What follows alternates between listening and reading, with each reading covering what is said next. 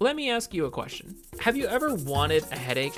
Well, strangely, Facebook decided to make something exactly for that. But they really messed up the marketing. They said it was for playing games and working, but there's no way that they made it for that, because it is way better at selling aspirin and ibuprofen than making me feel like I'm playing basketball on a floating island. What is that? What the fuck is that? See, they spent $10 billion on Horizon Worlds.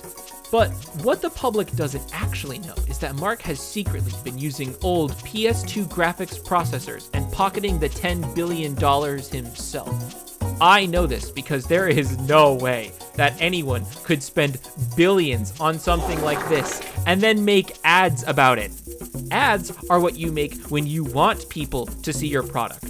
There's a reason why most of the marketing is either PC rendered pieces of Horizon Worlds or just games that they did not make. But they also can't show the other PS2 games that they ported over. I mean, some of them are pretty immersive and can give you a few hours of legitimate fun, but there's also a lot of headache-inducing garbage.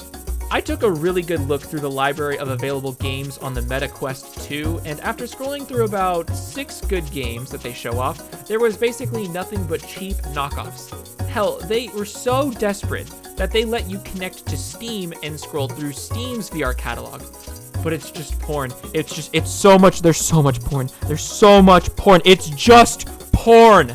Even if you wanted to watch the porn, you only had about 2 hours to do so. The battery life on this thing is really awful, at around 1 minute per percentage of battery. So if you have 100%, congratulations, you have 100 minutes before this thing dies and requires 150 minutes to charge.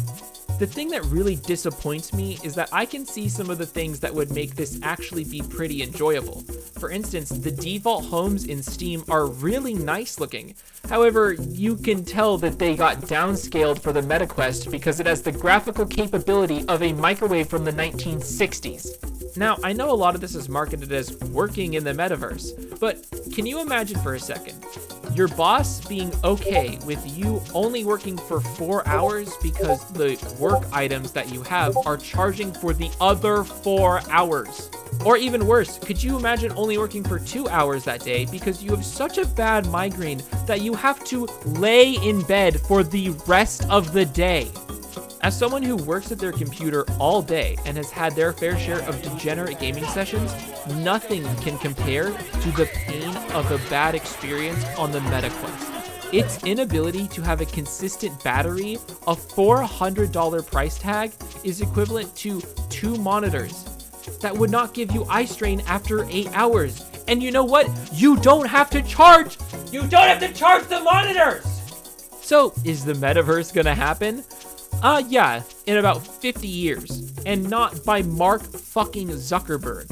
He made Facebook the worst social media next to Twitter, so you know he's not exactly gonna make a correct VR platform. Is it gonna include cryptocurrency? No. The only people who genuinely believe that there is going to be connection between cryptocurrency and this random VR world are people that have a literal financial stake in it. That's like the Chevron executives preaching that, you know, what we need to save the planet is more oil. I think a 4 out of 10 overall is appropriate, as that's roughly the time that you could use it for over a 10-hour period. If you removed Beat Saber, Contractors, and The Climb 2, this could almost be as useless as Facebook itself.